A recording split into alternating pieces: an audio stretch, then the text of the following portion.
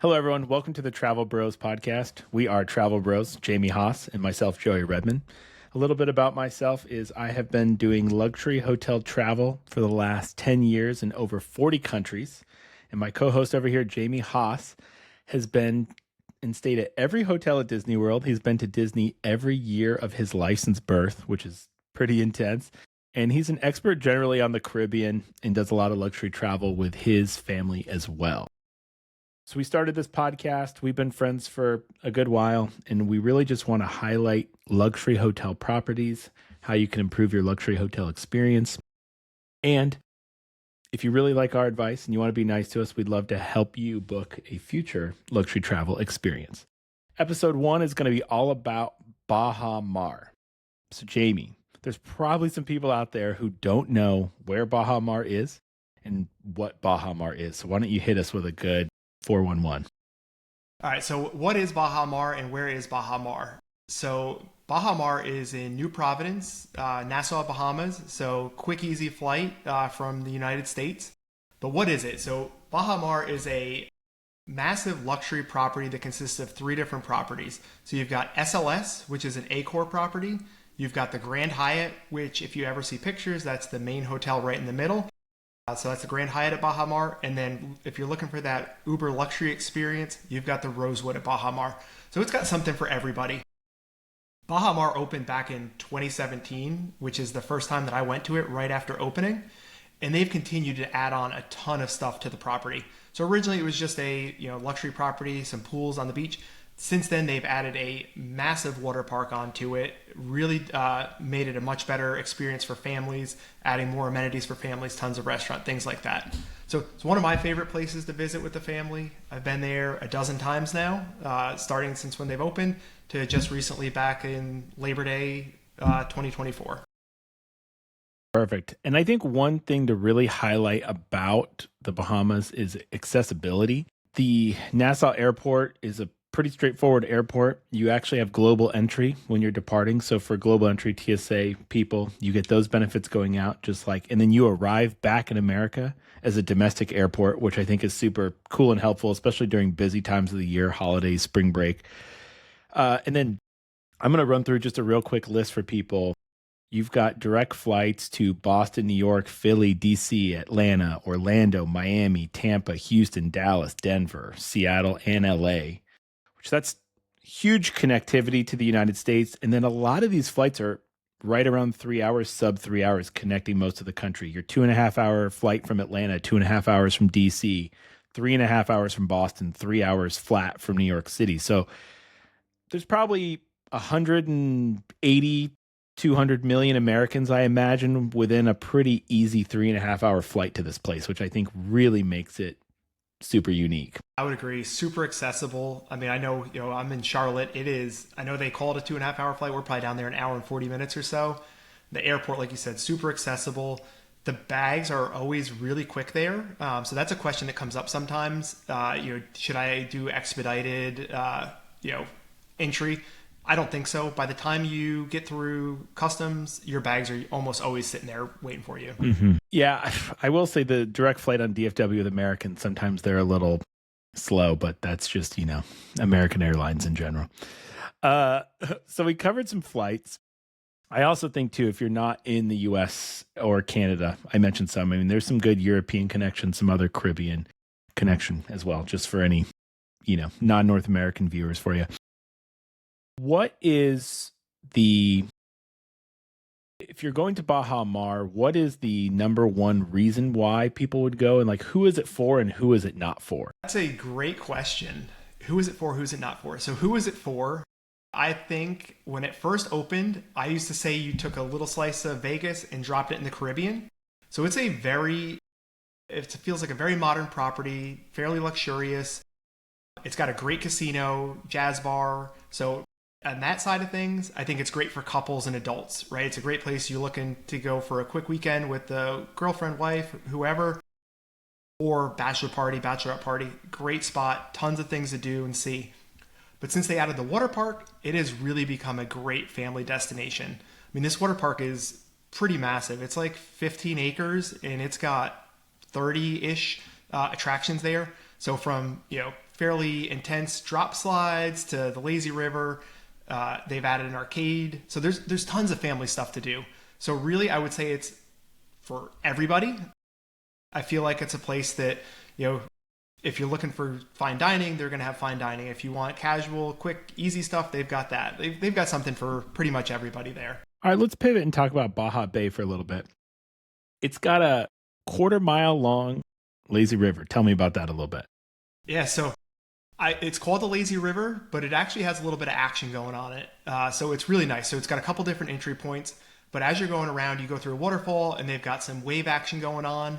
And then as you go through it, it actually has almost like a wave machine where, every 30 seconds or so, a decent sized 3-4 foot wave, something like that comes. And it's got a little action to it. So it's a lazy river, but it's an exciting lazy river. So I love it. I could go around 4 or 5 times and just have a drink and hang out in the lazy river for an hour. For sure. And it's probably, I don't know, 30 minutes around, 20 minutes, somewhere in that. Yeah, it's a good 15, 20 minutes probably. But yeah, it's awesome. I really enjoy just hanging out in there, drinking, sitting in the tube. Perfect. And then there's a 500,000 gallon wave pool, like an old school wave pool. Have you been in there? Tell me about that. I have. Yeah. So wave pool's awesome. It's 20,000 square feet, 500,000 gallons. It's pretty massive. And that's really, if you go to Baja Bay, that's where you're going to set up. There's tons of chairs, pretty much always available, even the busiest time. So we've been at Christmas, we've been at spring break, and if you go into Baja Bay, you walk straight in, and there's lounge chairs lined up on both sides, looking out over Baja Bay. So that's always our home base at the water park. We can find 10, 15 chairs when we're with a group, no problem there. Definitely. And one thing I really like about the wave pool, just as an aside, it's never busy. So usually at most water parks I've gone to, the wave pool is you're butt to nuts or whatever with people. And you can get in there and play around in the waves and have a pretty good time. I've never been in that wave pool with more than, 40 people probably. It's pretty great. Yeah, I would agree. You never feel like you're on top of people, which is great with kids. You don't feel like they're going to get crushed by, 20 other adults in there when the waves start hitting. So yeah, I would definitely agree with that. Exactly. Okay, last thing I want to touch on Baja Bay is, have you done Thunderball? And did you know that the drop from the top of that slide is 79 feet, and they estimate you will hit 19 to 25 miles an hour going down this slide? So I love that slide. So they've got two of the, two big tall slides. So you've got that one, which is the straight down one, and then there's another drop one. But yeah, that's one of my favorites. I get my steps in, burn off the buffet because it's a lot of stairs walking up there. And I will say for Baja Bay, the water park in general, we just went Labor Day weekend. It was 95, 98% occupancy, I was told. There never seemed to be more than 8 or 10 people waiting in line for anything. So it was not, while it was busy, you're not waiting 30 minutes to go on any rides. I will agree. We went during spring break, which was over 90% occupancy too, and didn't really have many issues. Fun fact about Thunderball too, real quick before we get sidetracked. If you're not going to go on it, just don't even bother walking up the stairs. I had a friend, we did a bachelor party at Baha Mar. He walked all the way to the top, stood up there for 5 minutes, and then had to walk. That's a real big walk of shame. That's I don't know, it's 6 flights of stairs. It's a lot of stairs. That's a lot of stairs.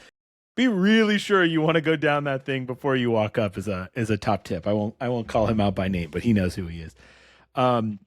I think real quick too, to wrap up Baja Bay, we could probably do a whole podcast, honestly, on Baja Bay. But I will say, if you've got younger kids, I think it's really amazing. There's even toddler things, almost like water diaper age. You've got this 5 slide area that you can find with there's a purple, blue, pink, orange, yellow, and they're all modified a little bit differently. One has a bump. There's a 4 slide. One's enclosed. And I mean, the first time I went, my daughter and her friends that we brought were 2. And I mean, the water, I think, level there is 10 inches deep. So you're not really worried about them drowning. It's kind of enclosed. And then once they get a little bit bigger, there's a big tree house water area that my daughter, now that she's 5, her and her friends love going over there. It's just great. I mean, there's also a flow rider for people who are into that, is another good note. And then there's, I think, a good 20, 30 slides probably between all the group Yeah. slides and individual stuff. You could spend probably 3 or 4 days just doing Baja Bay every day and feel really fulfilled as a vacation. Yeah. So I will throw one tip in there. I totally agree Okay. with everything. That kids area is awesome. I absolutely love it. For Flow Rider, if you're into Flow Rider and you've got kids that want to do it, I recommend getting there right when the water park opens.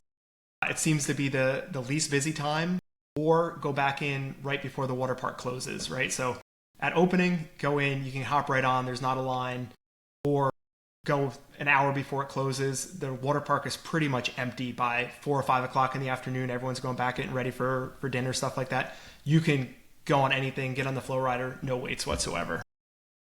That's a great tip. What time? I don't know. I missed you there for a second. What time does Baja Bay close every day?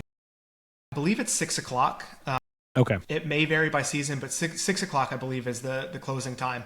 So I know every time, if we're back in the room at 4:30, 5 o'clock, I look out there and there seems to be 5 or 6 people in the water park. Like, you get on anything, no wait. Okay.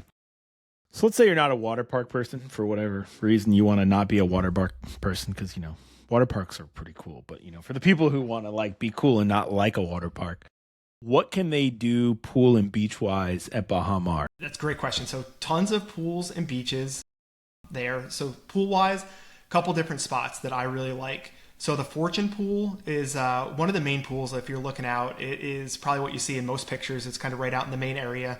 It's got the swim up bar. It's got hot tubs there. That's a really cool place to kind of post up for the day and hang out. Particularly, you can do adults and kids, but it's a good one to go. Find a spot, hang in the hot tub. There's little cove areas by the pool, so that's a really good one. The other one most people will see and recognize is Dean's Blue Hole.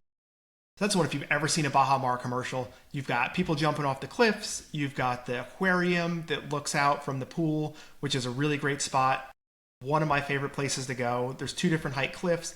Kids love it. I love it. It's a good place to, as an adult, you just lounge, let the kids go do their thing, jump off the cliff, look at the fish, look at the aquarium, things like that. One other one that I really like is Drift. It is kind of a squared off pool. They've got underwater speakers in there, which is cool, so you can swim underwater, hear it. There's a hot tub there. It's one of the other places that I really like. There's always plenty of seating there, so that's a good place to hang out as well. Awesome. I know now SLS has kind of like a more young adult pool. Do you need to be staying at SLS to get access into that, or are you able to go over there? So SLS and Rosewood each have their own pool that you only have access to if you're staying there. SLS also has a day club pool that, even if you're not staying there, if you book a cabana or book a chair, you would have access to. But their pool itself, you only have access to if you're staying at SLS or staying at Rosewood. Okay. But that day club pool is the one you kind of walk by, correct, when you're headed up towards Baja Bay from the Rosewood or Grand Hyatt? So there's the one right next to the hotel, which is that one you have access to if you're staying at SLS. The pool that has the day club is basically between SLS and the beach. It's kind of forward of the hotel. Okay. It's easy to miss. You can hear it, but you can't miss it. You could easily miss it. Perfect. And then you mentioned Rosewood also has their own hotel. Now, we mentioned a lot of pools, and there's obviously a lot of people at this property because it's just a larger property. Is there anywhere you can go for more of an exclusive pool experience, or if you've got a larger group and you don't want to be around a bunch of people? Are there any options to kind of do that? Baja Bay Beach Club is one that comes to mind that I think is a good option. You can rent cabanas and chairs and day beds and different things there. The one that I always recommend people do at Baja Bay Beach Club is the day beds, because you can only access this area if you have a chair, cabana, or day bed reserved. The day beds are $125, which seems like a lot, but comes with a $100 food and beverage credit to use at the Baja Bay Beach Club. So if you're already going to have lunch, if you're going to have a couple drinks, you're basically only paying $25 to have this exclusive area. It's got 2 infinity pools that look out over the ocean. It's a really pretty place. They've got their own restaurant in there as well called 25 North, so you can use the credit there as well. So if you'd rather sit down as opposed to ordering, chicken tenders to your chair, you can do that. You can have a little bit nicer lunch. But that's a really great place. And then at any of the other pools, as well as the water park, if you want, there's cabanas that are available to rent. There's some premium chairs now. That's a fairly new thing in the past year or so at some of the pools that are, front row, great location, that if for some reason it's crazy busy, you do have the option of renting these chairs. Do you know the cost offhand of what a premium chair is versus a regular? Yeah, so the premium chairs are not super expensive. I want to say they're somewhere between $35 and $50, which is like extra. Well, so at most pools, the chairs are free. So say you're going to Dean's Blue Hole, most chairs are going to be free, but now there's a section of chairs that are in the water that used to be free that are now premium, that are like $35 or $40, something like that, to book, which I've never had a problem getting chairs, never had to feel like we needed to pay for chairs. But if it's something you don't want to stress about, you don't want to worry about, you can easily book those ahead of time. Perfect. And then can you kind of give me a rundown on the beach environment there? Is it swimmable? Is it safe? Are there going to be people in the water when I'm there? Yeah. So the beach is, I think it's a great beach. There's two sides. There's the side like over towards the Grand Hyatt, and then the other side, which is more towards Baja Bay. It's a super gradual walk in, so the kids can go in. There's always floats in the water that you can swim out to and hang out on. There's a barrier reef on the one side, actually on both sides. So the water is usually pretty calm. You're never having big waves or rough surf or anything like that. So you can paddleboard out there, you can kayak, which those are also included. So there's a lot to do there, and it is a great beach, and it's a calm beach for kids. Yeah, and sometimes the hotels have those big floating, I don't know what you call it, like it's like a mat or a raft or something. Yeah, it's right? like a big floating raft that they have anchored in, and they'll leave some out and stuff, and those are probably a couple feet away. Those are fun to sit in a little bit as well. Cool. I think that kind of covers everything on the water sports and your outdoor side. So like, let's say we're post dinner. Give me a rundown on this casino. What do you got going on inside? So I love the casino. I'm a gambler. I love Vegas. Love the casino. It's a really nice casino. When it was opened, it was the largest in the Caribbean. I believe it still is. I'm not sure with Atlantis' recent renovation if it still is or not, but it's a large casino. You've got all your standard table games. You got blackjack, craps, roulette, 3-card poker, things like that. Then you've got a high limit room, which you've got some baccarat, blackjack, things like that in there. The one thing it doesn't have is a poker room. So I know that question comes up a lot. There is not a poker room at Baha Mar, but there's tons of slots, tons of things to do there. And then one of my favorite places to hang out in the casino or right next to the casino is the jazz bar. So pretty much every night there's live music, whether it's dueling piano, singers, things like that. So that's a really cool spot. And they're actually right now in the process of massively expanding that into the casino area. So that's supposed to open in December, and it should be awesome. I hope it still has the same feeling and vibe that the current jazz bar has. Cool. Yeah, they also have a sports book, which is usually never crowded, and I've used the sports book when I've been in town to like watch UFC pay-per-view and stuff late at night. So it is nice. They have some comfortable chairs. Usually will put most, US sporting events that are pretty big on over there. I've never placed a bet, but I'm sure if you placed a bet on something, they'll throw that on as well. But it's another good note. Let's start digging into like sports and athletics. So we've covered pool, we've covered the casino. What can I do as a, I don't know, athletic person, I guess, at Baha Mar for a weekend or a week? So probably a ton of options there, right? So I know we've talked about before, you were training for a marathon or half marathon at the time. I used to be a pretty big runner, kind of slacking on that now, but you can get a pretty decent run in. You go out of the hotel, out of the casino, you can turn left and kind of run up along the water and get some miles in there. So that's an option. But on property, you've got the fitness center, which is it's a pretty decent sized fitness center for, a hotel in the Caribbean. Really good weight setup. So you got free weights, you got dumbbells, you've got benches, you can do squats, things like that. And then you've got a ton of cardio equipment. Always availability for treadmills, bikes, ellipticals, things like that. So you have the main one, which is on floor 7, which is probably the one that you or I have pretty much always used. SLS and Rosewood each have their own fitness center. Much smaller, but if you're staying at those properties, you have access to those as well. So SLS, you have access to SLS and the main fitness center. Rosewood, you'd have access to the Rosewood and the main fitness center. And if you're staying at the Grand Hyatt, you've got the big main fitness center you have access to. Perfect. And what about like sports and other activities you can do on property? What do they provide? Yeah. So one thing that a lot of people actually like to do, and I don't know if this is where we're going with this or not, but there's flamingo yoga, which is pretty cool. So a lot of people like that. So you can do yoga and there's flamingos there. But outside of that, you've got basketball courts, you've got tennis courts, pickleball courts, bocce ball. They've got a really cool mini golf course. You've got the main large golf course that if you're a golfer, you have access to go play golf there as well. But there's a ton of sports and fitness activities that you can partake in. Is there a charge for flamingo yoga? There is a charge for flamingo yoga. I don't know what it is off the top of my head. I don't think it's anything crazy, but I always see pictures of people doing flamingo yoga and it looks pretty cool. I've been in the gym working out when people are doing flamingo yoga, and it seems like it's more selfie-y than yoga-y, but I won't judge anyone at this time. It's definitely for the gram. So I will say my daughter has really enjoyed the miniature golf course. You will probably not enjoy the cost. But that's kind of everything there. Has a little bit of a ridiculous premium, right? Just comes with being in the Caribbean, being at a mega resort. I've played on the tennis courts. They're pretty nice courts. They seem pretty well maintained. One thing I'm not a big tennis player or anything, but when I do play, I find a lot of hotel courts are real like dusty, because they are not used a lot.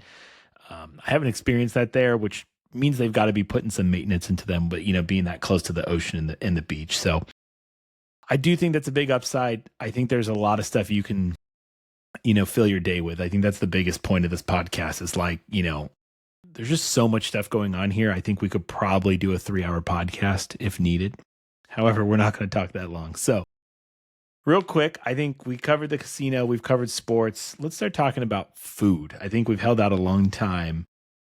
Am I eating on property, Jamie? Am I going to starve? Am I going to run out of options to eat in 1.5 days? Give me some info. So I will go into some food. I did want to hit one more thing with the tennis court. So I would agree, they're really well maintained. They actually do a Pro-Am tournament there every December. So it's a cool experience. So you can actually pay to play with a professional player. So if you are big into tennis, it's a cool event to go down. I don't know the exact dates, but they do it every year in December. And it's fairly reasonable, and they get some pretty big name players. So if you're a tennis player, that may be something that's worth checking out. Oh, that was a nice note. Yeah. Thank you for interrupting. Yeah, that's pretty cool. All right, food-wise, you could eat. I pretty much eat exclusively on property. I'll maybe venture off once in a while to go to the fish fry or something. But on property, you've got 45 plus options, ranging from casual food trucks or pizza to high-end dining. Few favorites of mine I'll hit right from the get-go. Marcus, great spot. It is a steak place. It's one of the newer restaurants. It's been open a couple years now, but the location, it can't be beat. It's down by the pier. It's by the ocean. So a great thing to do is do Marcus up top for a drink before dinner so you can catch the sunset, and then have dinner at Marcus. While it is a steak place, my favorite thing there is the fried chicken. I think it's amazing. They do a whole fried chicken, which is enough food for probably 2 or 3 people if you add an extra side to it. So that's a great spot. Shuang Ba is probably my favorite restaurant on property. They do a Peking duck that is a must-do for me every time I go. So if you're going to Baha Mar, do Shuang Ba, do the Peking duck. It's fantastic. And my last favorite is probably Clio. It's Mediterranean. It's in SLS. It's a really great spot. They do a lot of kebabs and things like that. They do a platter that serves 2 or 3 people. We always get that. Really, everyone really enjoys it. So that is a really great spot there. One question that comes up a lot is, hey, food's really expensive, right? So I would say it's not cheap. You're adding a VAT tax and you're adding gratuity and stuff on everything. So it is something to think about, right? Food's pricey. But how do I save a few bucks? Pizza Lab is my go-to arrival night dinner. Say we got a later flight, we don't get in until 5 or 6 o'clock. We want something easy and casual. You can get a large pizza for $30, and that easily feeds probably 3 people. So if you're looking to save some money, Pizza Lab is a great option, and it's actually, for the Caribbean, it's really good pizza, I think. Yeah, I think too, if you want to look at food from like a budget perspective, my opinion to someone would be if you're booking through a travel advisor, or you have status with one of these programs, if you can land a free breakfast for your family, and then, even if you're just bringing snacks from home to hold you over through the day and then doing like a nice dinner somewhere, I think it definitely turns it into very affordable. Whereas if you start paying for breakfast and lunch at a lot of these properties, you're astronomically increasing your spend per day. So that's something to keep in mind. I think all three properties offer a free breakfast, correct? If you've booked through a travel advisor.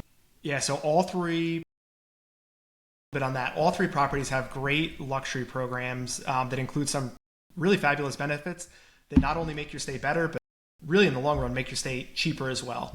So I'll start with SLS, right? So SLS is part of the Accor. So that's the Fairmont brand, things like that. So if you book through a luxury travel advisor, we can absolutely help you out with. You get breakfast for two daily at Clio. You get at least $100 property credit. We'll hook you up with a welcome amenity. So whether you want like a champagne, wine, something like that, we can get something in the room for you. And based on availability, at check-in, you get upgrade, early check-in, late check-out. So they really got some fabulous options there. Clio's, like I said, it's one of my favorite restaurants, so that's a great one. At the Hyatt has a program called Privé, it's one of my favorite luxury programs out there. You get breakfast for two daily at Regatta Buffet, which that's probably a $90 or $100 value by itself right there. You get $100 property credit, which can be used on food, beverage, stuff like that. They don't do a welcome amenity. Instead, they actually do a $50 beverage credit, which I think is more valuable because you can buy the drinks you want as a welcome amenity. But one of the best perks of the Privé program is they'll actually confirm an upgrade within 24 hours of booking. Now, this is based on availability, so you get some blackouts with holidays and busy times. But in general, you get a one category upgrade. So that could be a huge daily value depending on what room type you're booking into. And then again, early check-in, late check-out based on availability. Similar program for Rosewood. You're getting breakfast for two daily. You're getting at least $100 property credit. We'll get you some type of welcome amenity there. Upgrade, early check-in, late check-out based on availability.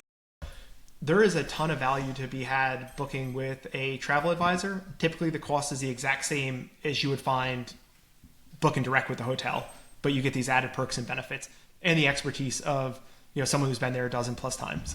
Perfect. I'm going to sneak back into food for a minute.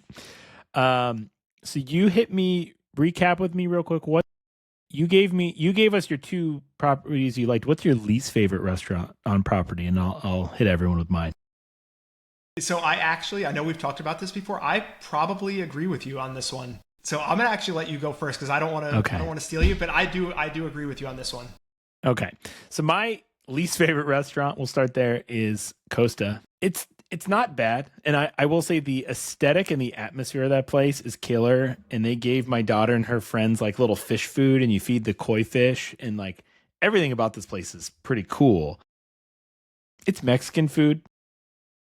I've spent most of my life living in Texas and California, so that might be part of my acceptable level of Mexican food might be a little higher than some people, but it's just for what you're paying and what you got. I was like, man, it's kind of a bummer because I really liked the location. I liked everything about it. The servers were great, and I think it's just kind of a miss. Like if there was 5 restaurants at the property instead of 40, I'd say just go there and just know it's not the best. But like with 40 options, just don't even bother is kind of like how I get it. I will say my favorite property is a place I think a lot of people don't go, which is kind of why I'm picking it as well. It's, I think, a little unique, and I think it's Cafe Boulud. It's below the lobby at the Rosewood Hotel, and it is Boulud restaurant. His name is in it. And the Caribbean in general is not a place you expect to get fine dining. And I think one of the nice things is they do it really, really well, but it has 2 big benefits versus going to fine dining in New York or somewhere, Miami. You don't really need to dress up as much as you would for like going to dinner in Manhattan. And also they have a singer who will serenade people for birthdays and special events. He's like a full-time staffer at this, which is really cool. On top of that, it's really, really high-end quality food at a premium, but everything at the property is already a premium. I feel like it's like a reasonable premium since you're already in a premium environment.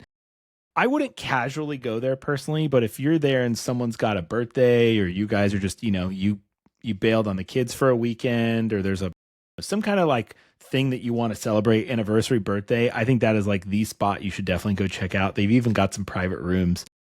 I haven't explored those, but they have a lot of like different little, like, it seems like 10-person tables where you can like sit exclusively. Great wine list if you're into wine. So that's my sales pitch there. But really, like, most of the stuff that you're going to find there is within an acceptable range of better than normal food that you're going to find at most resorts, I would say. I'm really excited to check that place out. Like I said, I've been there a dozen times. I've never eaten there. I've heard good things, but I'm really excited to check out that restaurant. All right, I'm going to throw something at you. We kind of talked about this in our pre-show a little bit that we had made, but what is your take on dress code at Baha Mar restaurants? It seems to be a highly contentious issue in the Baha Mar Facebook group. So what's your, give us your spin on dress code at Baha Mar? Yeah, this comes up all the time, and I think it's a good question, and it's something that a lot of people want to know before you go, right? Like, how fancy is this? What do I need to wear so people don't look at me funny? I compare Baha Mar to Vegas. I feel like you can get away with pretty much, I don't want to say pretty much anything, but you don't have to get like dressed to the nines to go out to go to these nice restaurants.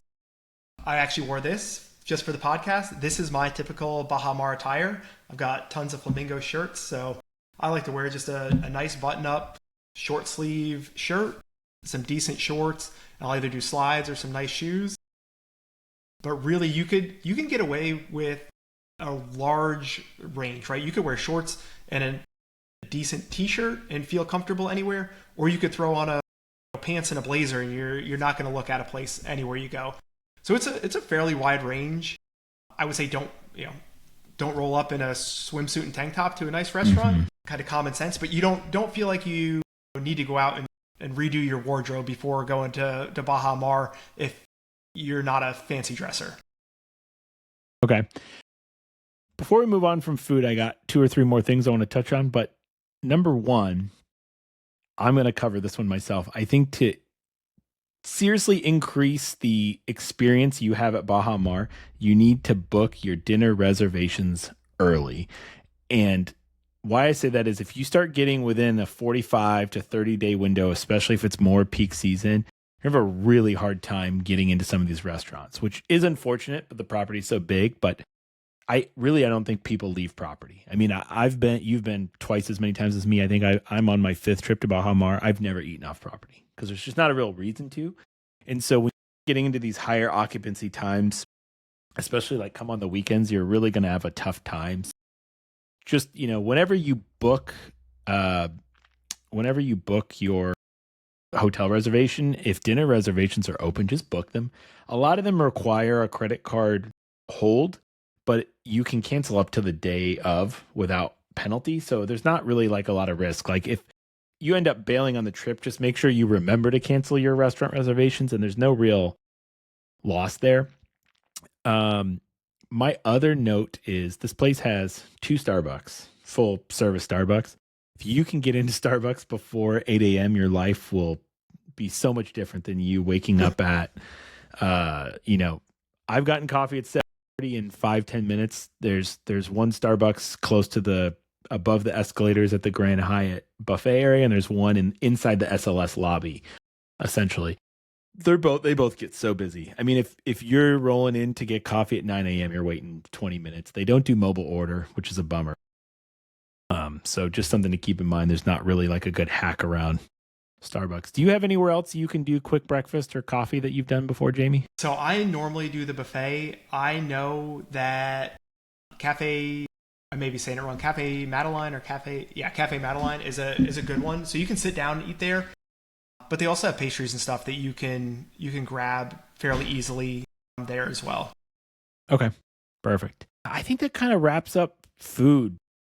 There's food everywhere, I think. I mean, like you said, you've got food trucks by the water. You've got a couple restaurants inside the water park, each property. And when I will say this as a point, if you've never been and you're listening to this, trying to figure out if you want to go, when we say something like, oh, Cafe Balut is in Rosewood and this is in SL, when you're there, it's kind of all in the same place.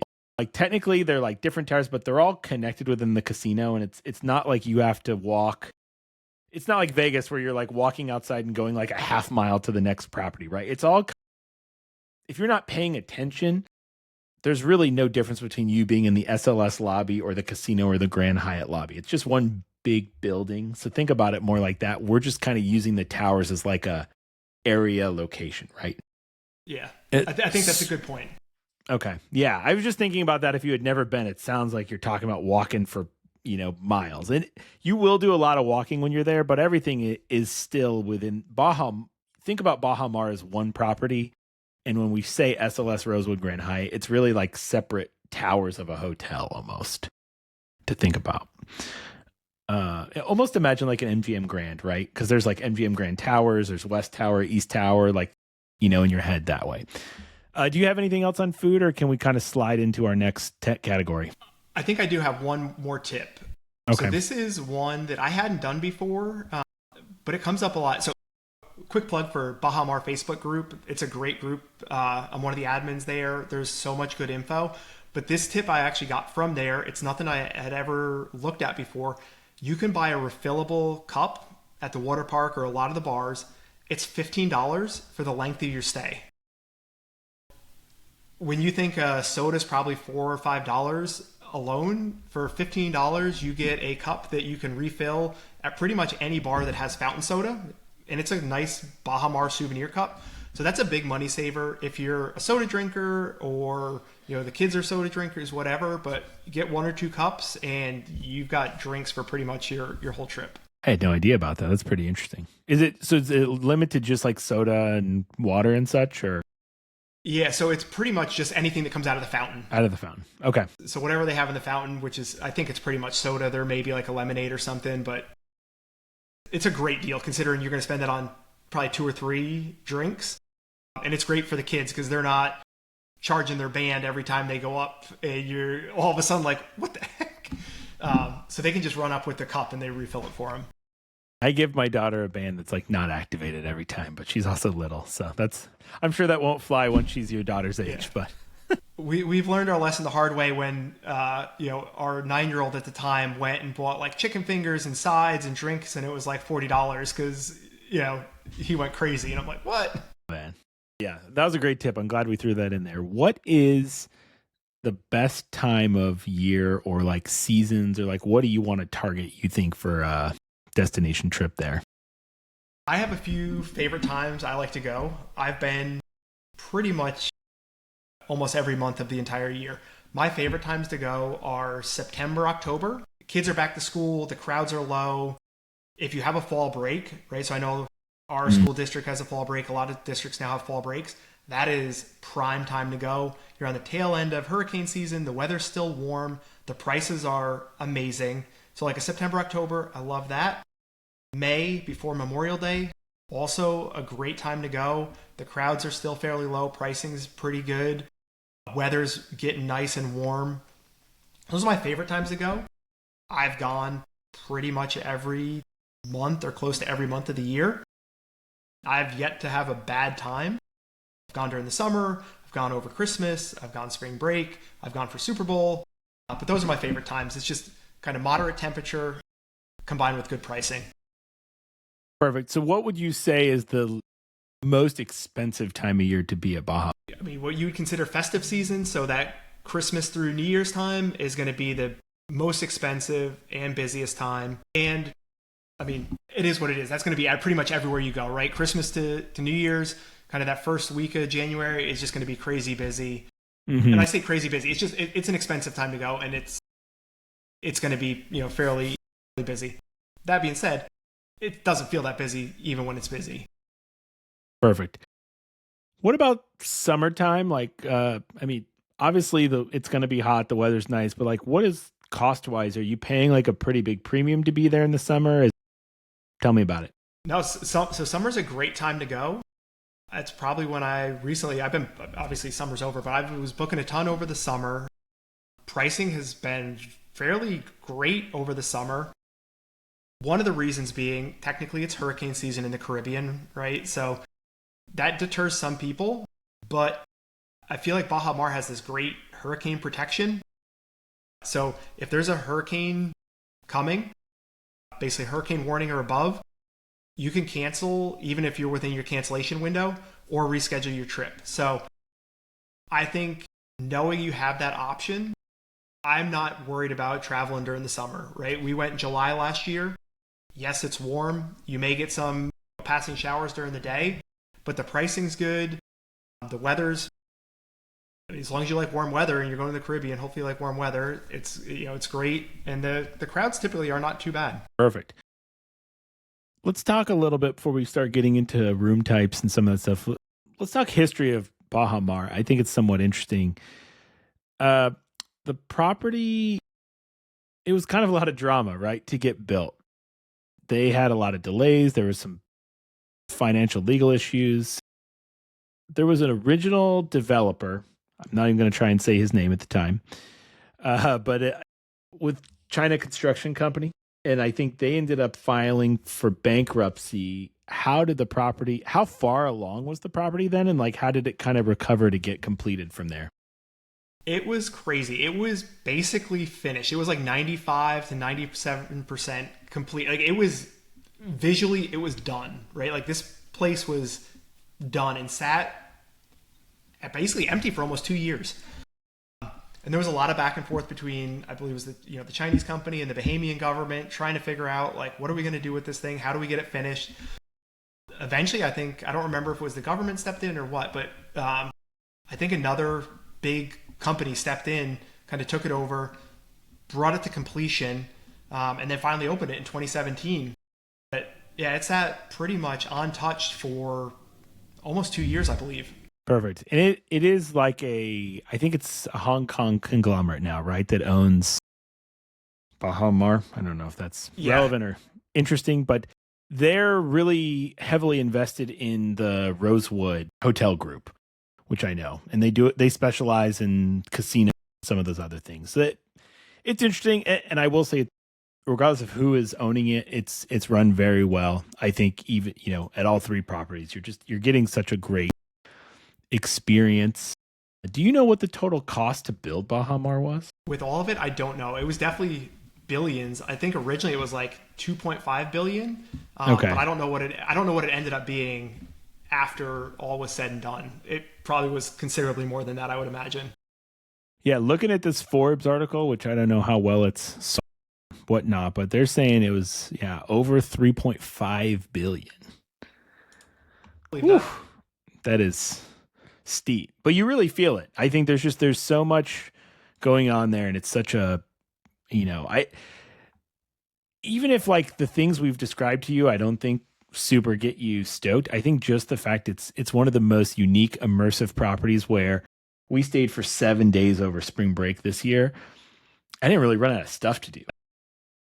I can't think of any hotel in my life I've been in the world, even hotels that I've loved, even going to like the Maldives, where I was still having fun after a week. The Maldives is amazing and it's gorgeous, but after 5 or 6 days you're out there, I'm like, okay, I'm kind of getting island fever, running out of things to do. Like the food's kind of getting, redundant. And I feel like one of my favorite, kids. And I think one of my favorite things about this property is it's like, I don't know, there's enough stuff there that it just doesn't feel like you're always in the same place, which is really, if you haven't been, it's really hard to convey that idea.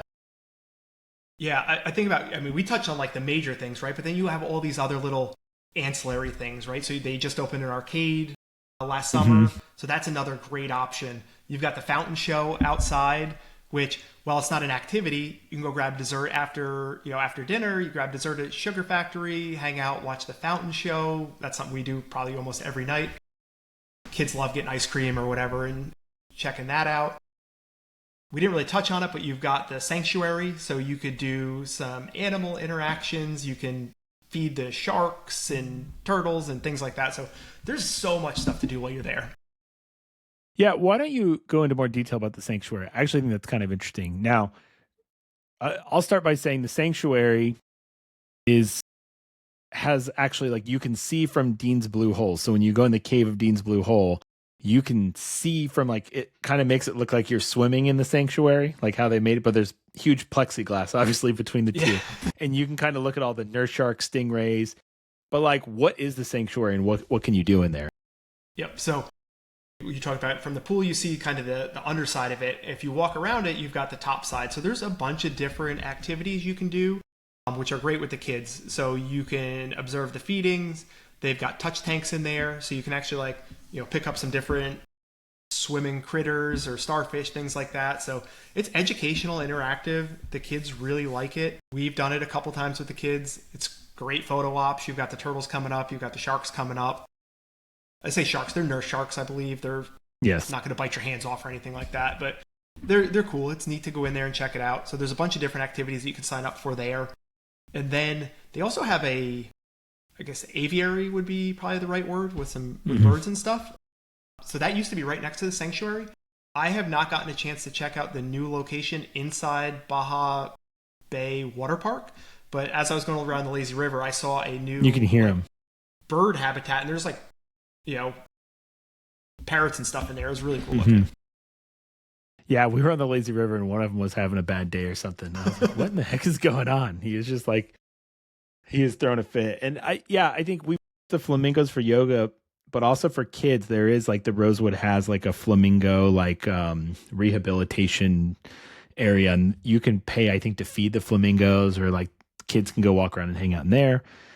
They also have turtles, which we've never paid to do the turtle experience, but sometimes they'll bring them out to the lawn in the properties, and like we got to like my daughter a little like stick with like a carrot. And like, they were like trying to get the turtles to walk out of a circle. It's kind of dumb, but it's pretty fun. We have some cool pictures.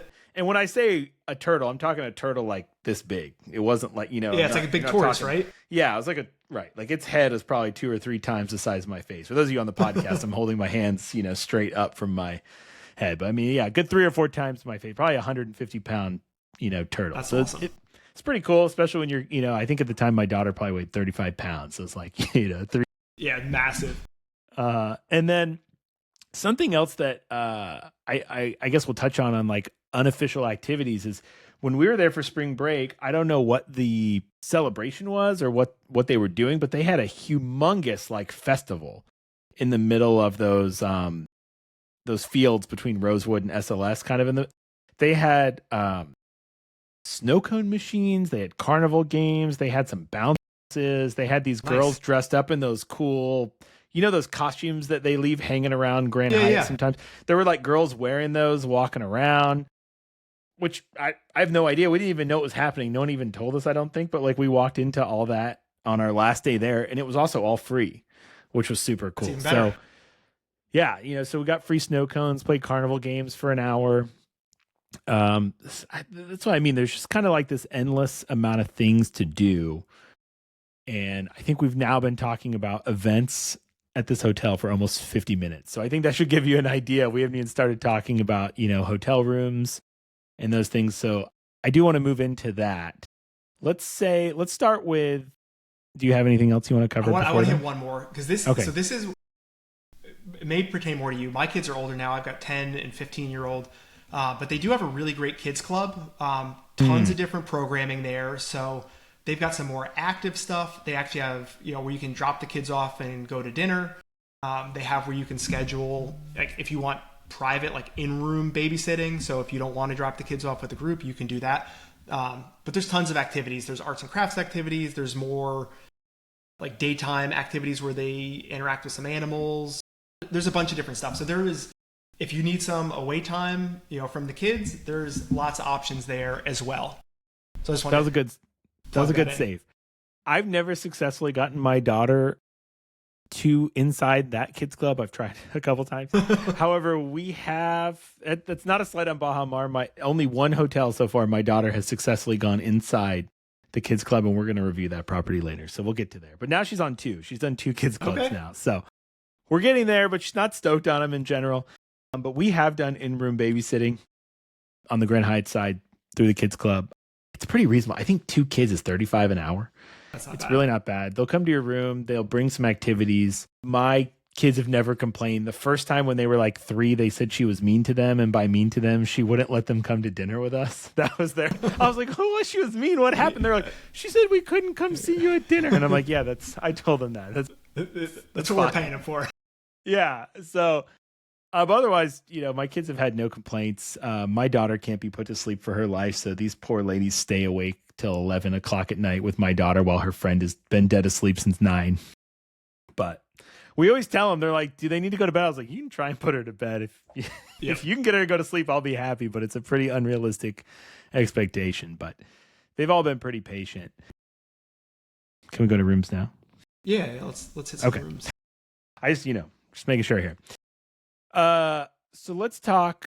I think we've touched on a little bit of information, but let's go hotel by hotel. I say let's start at Grand Hyatt. It's the Privé program. We're going to have an episode later on down the road really diving into the Privé program. But as far as Grand Hyatt, Privé, Baha Mar are concerned, tell us a little bit about it and then give us a rundown on your maybe favorite room types that you'd want to book people into. Yeah, so that's a great intro to it. So Privé I hit a little bit on, so I'm going to run through it quick. So you get breakfast for 2 daily at the Regatta Buffet if you book Privé. You get $100 property credit, so food, beverage, anything like that. You get a $50 beverage credit, basically get you 2 drinks there. Upgrade, we can confirm within 24 hours as long as it's not a blacked out holiday peak time. And then early check-in, late check-out based on availability. So what's that upgrade typically mean? It's usually it's the next category up. So if you book the base room, which is a no view room, upgrades to a fountain view. Book a fountain view, we're going to upgrade you to ocean view. Ocean view balcony.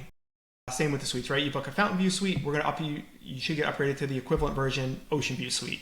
Things like that.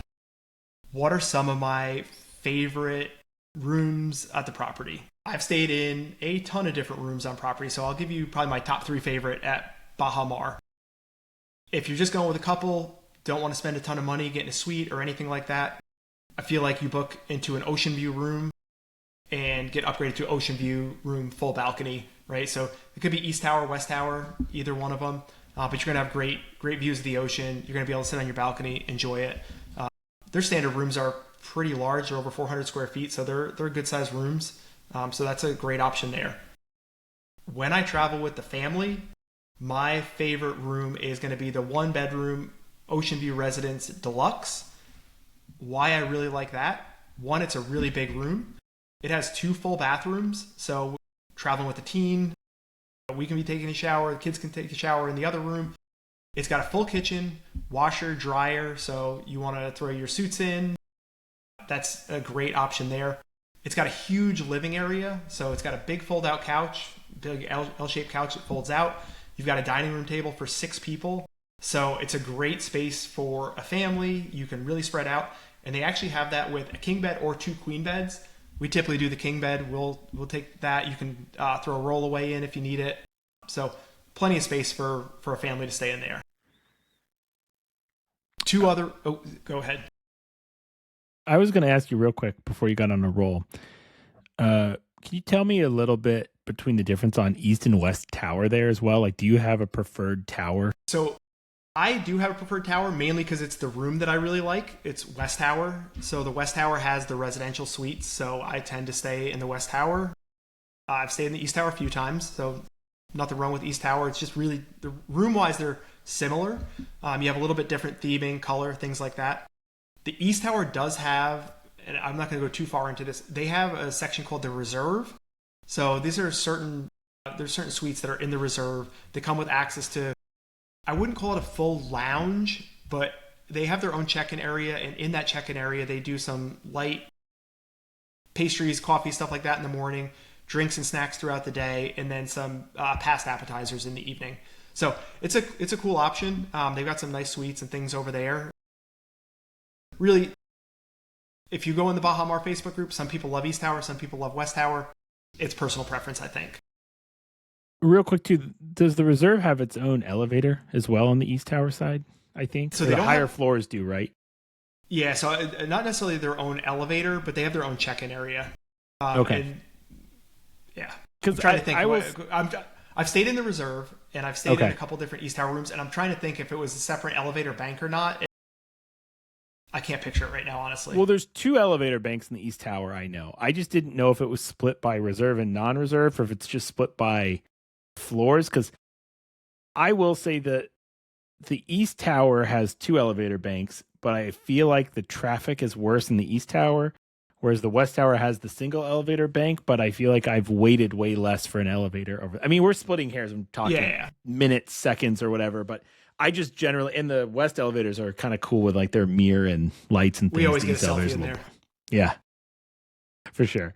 All right. So sorry to bring you out there onto the reserve, but what other room types do you like at the property? So 2 other favorite rooms. This one would be my favorite room if I'm coming without the kids. So it's the Grand Executive Suite. This was one of the first rooms when my wife and I used to go that we would stay in. It is typically at the end of the hallway of each floor. It has 3 balconies. It has 2 balconies that look out over the ocean, and then 1 balcony on the other side that looks out over the fountains. So that's really cool that you get 2 views in one. It has a massive shower with like a recliner in it. It's a really cool layout. The bathroom is really cool. It's got a tub, it's got this massive shower, and then the 3 balconies. So if you're going without kids as a couple, it's a really cool space to hang out in. Last room I'm going to throw out there, I have yet to stay in because it really is brand new. It is the Governor's Suite. So this is a 2-bedroom suite. It's 2,000 plus square feet inside. And then outside, it's another 2,000 square feet of open air patio space. So I picture this being like the ultimate, if you're coming with a large group, somebody books this. It's got 2 king beds and fold-out couches. You could sleep 6 people in there. Someone books this, and it becomes the hangout room. Whether it's a bachelor party, bachelorette party, a large family gathering, to have that outdoor space to hang out in, it just looks amazing. It's worth checking out. It's on my list to hopefully stay in there one day if things work out, but it looks amazing. Yeah, and I think a couple notes too is like the outdoor area has like a big gazebo too, right? So it's like covered outside area, which is cool. There's a covered area. It looks like you could fit probably 30, 40 people out there. It's massive. Perfect. And that room, you probably said this, but I just wanted to reiterate or make sure I heard you correct. The Governor's Suite is a 2-bedroom. Yeah, it's a room, true 2-bedroom suite, 2 bedrooms, 2 bathrooms. Each bedroom does have a king bed, where most 2-bedroom suites are a king bed in one and 2 queens in the other. This one is a king bed in each bedroom and then a fold-out couch. Perfect. Anything else you want to cover on the Grand Hyatt side before we move on? It's a good variety of rooms, I think, for Hyatt. Okay, let's go SLS. I feel like that one kind of falls in the middle. Yeah, so SLS is another cool property. I have not stayed there, but I toured it recently. It's actually going through a renovation right now. And I say renovation, it's more a refresh. So they're redoing the rooms. So, repainting, reflooring, things like that. So if you stay at SLS, all the suites are done already and all the rooms will be finished by December of this year. One of the things that they're doing at SLS right now, and based on feedback from past guests, is they're adding full doors onto all the bathrooms. I know that sounds weird. It was, the toilet areas always had doors, but the shower, like the actual door to the bathroom used to be open. So that used to be a thing that families were not huge fans of. So they're actually adding full doors to all the bathrooms now, and that'll be completed by December. SLS is much smaller than the Hyatt, so they don't have this massive inventory of room types. So you basically got king rooms, queen rooms, and they go by standard or ocean view. So if you book a standard room based on availability, you'd get upgraded to ocean view. They've got superior suites. So their suites are really nice. They're a good space. They've got kitchen or kitchenettes in them. But one that I really liked and I toured recently, and I think this would be a great spot, if you're going with family or, another couple, something like that, is the 2-bedroom residence. So again, 2-bedroom, 2-bathroom. It's got a full kitchen, washer, dryer, just a really great space. Really nice living room, really nice sitting area. And if you get upgraded to Ocean View or book right into Ocean View, obviously you're going to have great views of the ocean. So That would be my choice if I was coming with the family to try and do the 2-bedroom residence at SLS. And now, two questions. Do you know the square footage of that 2-bedroom residence at SLS? And then is that SLS like a king bed, 2 queen situation like you were talking about? That's a great question. Yeah, so it is about 1,400 square feet, and it is, right? So you've got 1 bedroom, which is the king bed, and then the second bedroom is 2 queen beds in there. Okay. And is it a full 2-bath at least? Yeah, yep, full 2-bathroom. And I believe they put, as part of the renovations, they put fold-out couches in all of them, so they do sleep 6 people. Maybe, possibly more. But yeah, they were putting fold-out couches in a lot of the rooms to expand the occupancies. Now, I'm not as familiar with the Accor program as some of the others. It is a smaller program. Is it possible in the upgrade process to get upgraded from a standard room to a suite in any way? And then my follow-up question to that too is, SLS, you mentioned, is a much smaller property, but they do have like over 100 suites as part of the layout there, correct? Yeah, almost a third of their rooms are suites. So I want to say they have like 270, 280 rooms total, and over 100 of them are suites. So there's a lot of suites there. So back to the Accor program, they don't necessarily have an exclusion of room to room, suite to suite like a lot of programs do. So it is possible, but it's much less likely to get upgraded from a room to a suite. It's typically your view is what your upgrade is going to be, right? So if you book a base room, ocean view room, base suite, ocean view suite, things like that. I have seen where you get upgraded from an ocean view room to a superior suite. So obviously it's a smaller property. I say don't bank on that, right? You're already at a smaller property, 270 rooms. There's not as many rooms to upgrade to per se. Okay. And I think we covered the Accor program. Then in addition, your breakfast at Clio, and that's 2 adults, correct? And it's Clio most of the year is buffet, and sometimes it's a la carte. I want to say it's September, October, they go a la carte, just a slower season. Breakfast for 2 daily, at least $100 property credit, welcome amenity, upgrade, early check-in and late checkout based on availability. Perfect. Does that wrap us up then at SLS? Yeah, I think that... You got anything else? No, SLS, I think we're good. Maybe hit Rosewood. All right, let's move on to the Rosewood property, the property that is my favorite that I absolutely have never stayed at.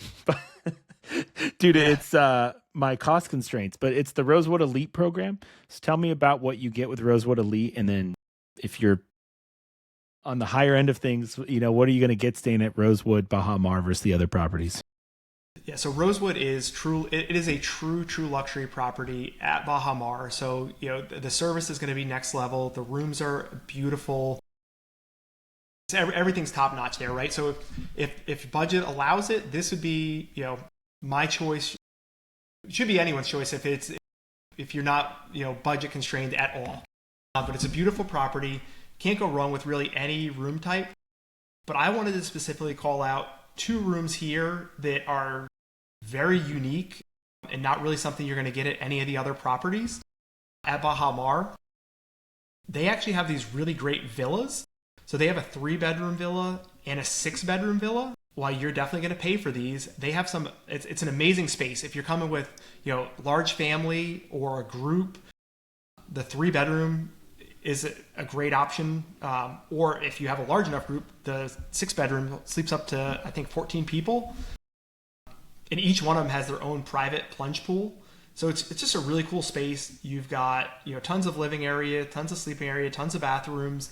And plus you've got your own private plunge pool that you can escape back to after you spend your day at Baja Beach Club or Baja Bay Water Park, things like that. And those do have a private pool, right? Or at least like a plunge pool? Yep. So they each have the 3-bedroom and 6-bedroom, each have their own private plunge pool, which they look amazing. I would love to one day stay there if it allows. And you got the right mix of people to be able to share a 3-bedroom or 6-bedroom villa would be amazing. And what are we talking here? Like 10,000 a night, 15,000 a night? You got a ballpark on like if, someone seems like, oh, that sounds interesting with 6 families. Like what kind of range are we in here for a villa? I'll pull one real quick just to see what kind of options we got. And I'll go next month just in case, we decide to make a quick run down there. If we make some friends from this podcast episode. Yeah, let's see what we got. I'm just going to pull a 3-bedroom All three right. While bedroom you do that, residence. I'll give people some information I think about the property too. It's also pretty small. It is the smallest of the three properties. It's only 224 rooms, and that includes the rooms, suites, and then these villas. These villas are kind of closer to the beach, separated off of the hotel too. So that's something to know. I think it is like extremely private. If you've got like a larger group, which I think is like they also Rosewood has their own private beach. It's not private per se, but they try and like essentially like it's kind of boxed in where they're like trying to limit it to only Rosewood guests. So during the day, they'll have like a guy asking you to show your Rosewood key or your Rosewood wristband, essentially to get to that beach. So there is some exclusivity and privacy with Rosewood that you're not going to find at the other properties. Do you have a price for us yet? Yes. So I pulled the 3 bedroom for November because it actually does look like it books out pretty well. So it wasn't available a lot of dates. You're looking at probably 11 to 15,000 a night for a 3 bedroom. So it is by no means cheap. Okay. But And is that like pre-taxes and fees, or is that out the door? you'd be out the door probably in that 13, 14,000 ish range. Okay. So three families, you're 4,600 a night. Steep, but it's okay. But it's a cool option if you win the lottery or if you got the budget for it. It's a cool spot. Sure. And then what other room options are interesting to you at Rosewood? I feel like they've got a lot of good options. So if you don't want to go crazy and do a 2 bedroom or a 3 bedroom villa or something like that, they've got some really nice suites, and you can actually connect them to standard rooms. So that's one nice thing that Rosewood has that, say, the Grand Hyatt doesn't. So if you book a 1 bedroom suite at Grand Hyatt, you actually can't connect a room to it. Oh. So that's one kind of helpful tip there. But Rosewood does. So you could book a suite at Rosewood and book an adjoining room for the kids or something like that if you needed more space. So that's a nice thing that Rosewood has. I've done that for a few different clients where the parents are staying in the suite and the nanny and the kids are in the two queen connected, something like that. Okay. Let me ask you a hypothetical question. I'm going for my first ever time. I'm super excited. It's me, my wife, my one kid. Pick any age you want. If you were you, and I gave you the options and said, look, this is my budget. My budget fell into basically booking a standard ocean view room at Rosewood or one of the base suites at, say, SLS or Grand Hyatt. How do you feel like you'd fall with those three options? That's a great question. I'm going suite. I want this, particularly with kids, I would want the space. I would typically take a suite at the Hyatt or the SLS, extra bathroom, extra space, over the luxury of a standard room at Rosewood. That's my personal preference. I think I agree. I think all things equal, I think I'd squeeze over to the SLS personally, like looking at the suite. Because the base suites at Grand Hyatt, I don't really love. I think you've got to get into those residents and some of those other things that you brought up. But that is something to think about too. If you're really value space over service, Rosewood, I think base rooms are like 480 feet, 485 feet. They're on the very small side. And if you take that same money and convert it into a suite at SLS and Grand Hyatt, you're like well over 700 feet, right? So you're almost talking about doubling your layout. So that's something to consider if you're like, hey, it's just me and my wife. We're going to be gone all day. I'm going to be golfing. She's going to be at the pool. We're going to meet up, go to dinner, and be at the room for 8 hours. The service maybe is going to be a big play, because that is the one thing you're going to lose at Grand Hyatt and SLS. Like if you want personalized service or some kind of like very luxury experience, there's just too many rooms, right? And too many people there. And I think that's something Rosewood does very well. And so I think they have more experienced staff, I think higher paid staff likely, or at least higher trained staff. So that's probably one of the big differences you're going to need to think about when making that booking decision. You got anything else on like room booking or ways you'd pick which property you want to be at? Yeah, no, I think I agree, right? If you were coming for a special occasion, just you and the wife, or, whatever couple, I would say, yeah, Rosewood would be a great top-notch experience, right? Special occasion, something like that. But pretty much any other time, if I'm coming with family, budget the same, I'm taking the space if I can. SLS is compelling right now because they're remodeling all their suites, so you're getting to stay in a freshly renovated room, which is pretty nice. Not that the Grand Hyatt rooms are dated or anything like that. The property's still not very old, but I haven't stayed at SLS yet. I want to. And the renovated suites are kind of a compelling sales there. Perfect. And I think, like we said, we can help you if you listen to this and we've inspired you to go to the Baha Mar. You're already trying to figure out what you need. If you need help booking, we'll have a link in the YouTube description or in the podcast description. You know, both of us would love to help you out and guide you in the right direction on any stay. It doesn't have to be Baha Mar either. Any kind of luxury property, Privé, Accor, Rosewood Elite, and those things. If you just want free information from us and you just want to listen and not book, you're welcome as well. We love everybody. We love all 6 of our listeners we'll have on this episode for sure. So I think that's kind of the end of our traditional podcast episode. I'm actually probably going to cut YouTube right here. So goodbye, everyone. We'll see you next week for episode 2. If you're listening on the podcast, I'm going to keep this running up